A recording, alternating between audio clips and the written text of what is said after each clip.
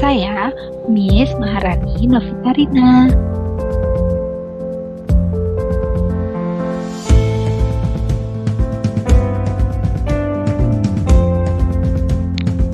Nah, untuk pertemuan ketiga kali ini, kita masih mempelajari tentang kerajaan-kerajaan Islam di Indonesia. Salah satunya ada Kerajaan Banten, Makassar, Gorontalo, Tidore, dan Banjar. Nah, kita akan mempelajari Kerajaan Banten dulu ya. Kerajaan Banten letaknya di wilayah barat Pulau Jawa, tepatnya di Provinsi Banten, yaitu di Jawa Barat.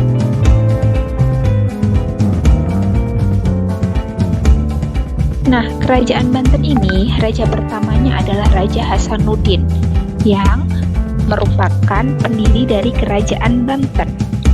Pada masa pemerintahannya banyak mengalami masa kejayaan.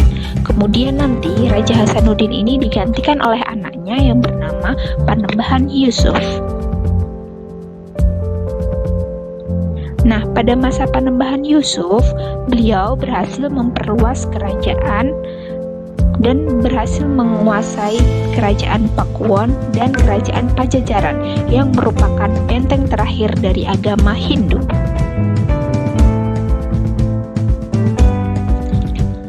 Nah, raja selanjutnya adalah Maulana Muhammad yang bergelar Kanjeng Ratu Banten. Ia dibantu oleh seseorang yang bernama Mangkubumi karena dia masih berusia di bawah umur. Kemudian ada Abu Mufakir. Abu Mufakir ini menggantikan ayahnya yang bernama Maulana Muhammad. Nah, pada masanya dia dibantu juga oleh Jaya Negara karena masih berumur di bawah 1 tahun. Nah, kemudian raja yang paling terkenal adalah Sultan Ageng Tirtayasa, di mana pada masa pemerintahannya Kerajaan Banten mengalami masa kejayaan karena berhasil memperluas kekuasaan dan menyerang Belanda.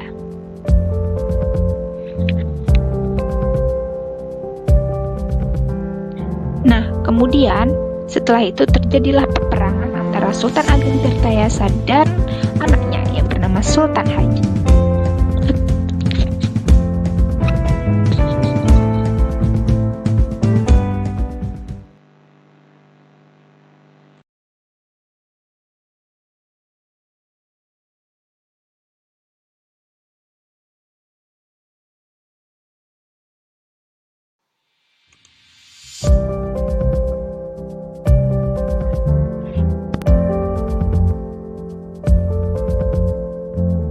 Tentang Kerajaan Makassar. Kerajaan Makassar terletak di Sulawesi Selatan.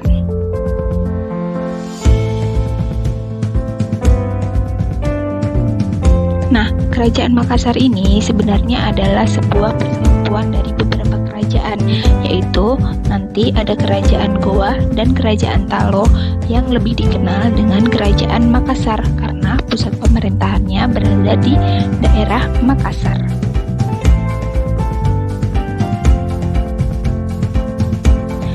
Raja yang pertama adalah bernama Sultan Alauddin yang awalnya bernama Daeng Manrabiah yang memeluk agama Islam saat Dato' Ribandang ulama Islam dari Sumatera Barat datang ke Makassar.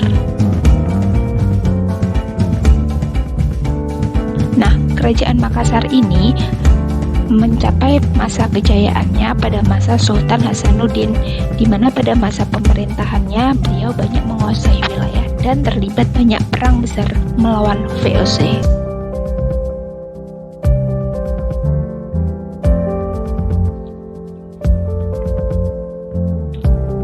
Perjanjian Bongaya.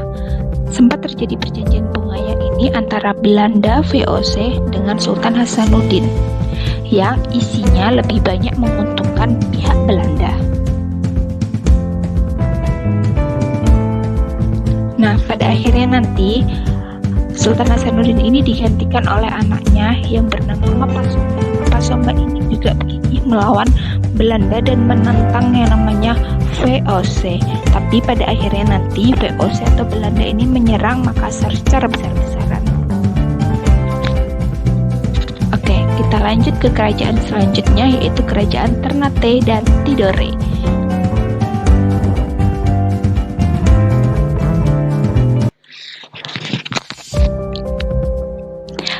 Oke, kerajaan selanjutnya yang ketiga adalah kerajaan Ternate dan Tidore. Kerajaan ini adalah dua kerajaan terbesar yang ada di daerah Kepulauan Maluku.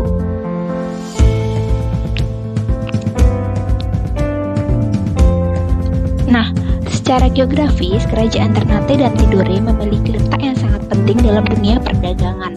Kedua kerajaan ini terletak di daerah Kepulauan Maluku. Nah, Kepulauan Maluku ini merupakan penghasil rempah-rempah terbesar sehingga dijuluki The Spice Island. Nah, kerajaan Ternate dan Tidore ini dipimpin oleh persekutuan bersaudara. Ternate dipimpin oleh Uli V atau 5 bersaudara, sedangkan Tidore Uli Siwa atau 9 bersaudara. Nah, kerajaan Ternate Tidore ini kemudian mulai muncul permasalahan setelah kedatangan bangsa asing, yaitu bangsa Portugis dan Spanyol. Portugis membantu Ternate dan Spanyol membantu Tidore. Nah, karena munculnya perjanjian Saragossa terjadi antara Portugis dan Spanyol. Akhirnya dalam perjanjian tersebut Spanyol harus meninggalkan daerah Kepulauan Maluku dan Portugis berhasil atas kekuasaannya di daerah Maluku.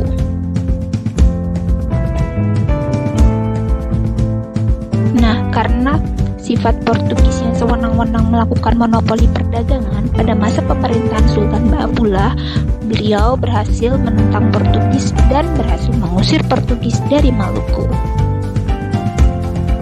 Oke, kita lanjut ke kerajaan Banjar.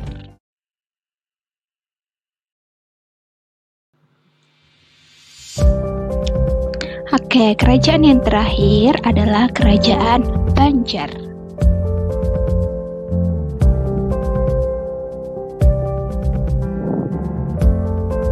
Oke, misalkan menjelaskan secara singkat mengenai kerajaan Banjar. Kerajaan Banjar ini merupakan kerajaan Islam yang terletak di wilayah Pulau Kalimantan Selatan, tepatnya di wilayah Banjarmasin.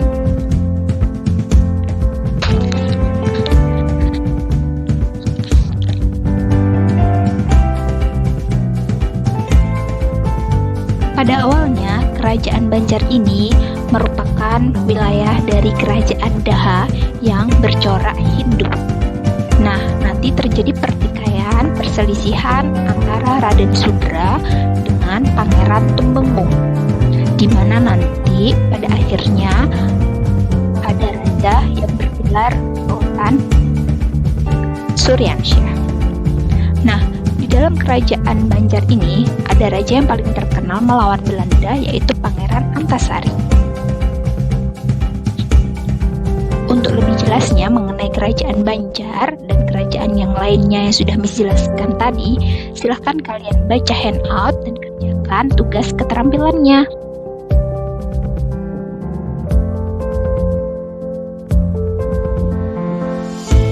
Selamat mengerjakan.